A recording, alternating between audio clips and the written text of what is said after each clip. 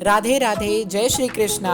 आप सभी को अधिक मास के शुक्ल पक्ष की पद्मिनी एकादशी की बहुत बहुत शुभकामनाएं। यह पद्मिनी एकादशी हर वर्ष ना आकर के बल्कि 3 वर्षों में से एक बार आती है। पद्मिनी और परमा ये 2 एकादशी अधिक मास में पड़ती है।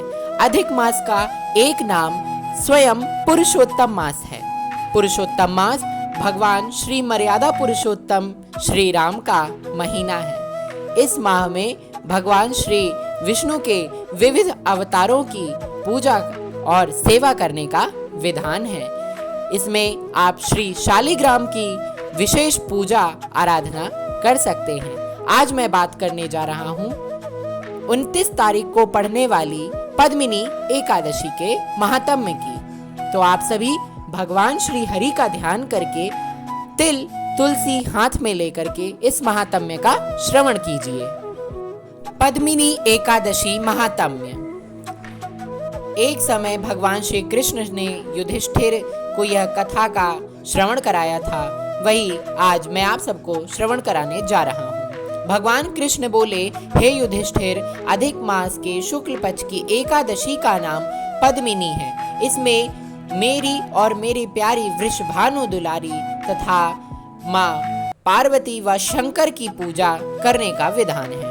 इसकी विधि यह है कि दशमी के दिन मिथ्या भाषण, निंदा आदि कुकर्मों का त्याग कर दे, रात्रि को भूमि पर शयन करे। इसके महात्म्य की कथा मुनि पुलस्त्य ने नारद ऋषि को सुनाई थी। त्रेता युग में एक माहिष्मति नाम की नगरी थी। उसमें कृतवीर्य नामक राजा राज्य करता था। उसकी 100 स्त्रियां थीं, पर एक भी पुत्र ना था। पुत्र प्राप्ति के लिए पुत्रेष्टि यज्ञ अनेक उपाय किए, परंतु उसके घर में एक भी संतान उत्पन्न नहीं हुआ। अंत में यही विचार किया कि गंधमादन पर्वत पर जाकर वह तपस्या करे। उसकी पत्नी ने कहा कि मैं भी प्रभु आपके साथ चलूंगी। पति और पत्नी दोनों ने गंधमादन पर्वत पर जाकर 10,000 वर्षों तक यह तपस्या करी, परंतु सिद्धि को प्राप्त ना कर सके। राजा रानी दोनों का मांस सूख गया, हड्डियों का पिंजरा ही शेष रहा। रानी ने विचार किया कि अब महापतिव्रता अनुसुईया देवी की शरण में जाकर ही कोई उपाय पूछूं। ऐसा विचार कर अत्रि मुनि की पत्नी अनुसुईया के पास जाकर वह रानी कहती है, दंडवत पूजा कर उनसे बड़ी विनय प्रार्थना करने लगती है कि मैं राजा हरिश्चंद्र की पुत्री हूँ।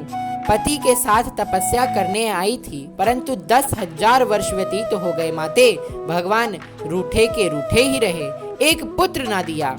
उनकी प्रसन्नता का कोई उपाय हमें बतलाओ, जिससे करने पर हमारा कल्याण हो और हमें पुत्र की प्राप्ति हो।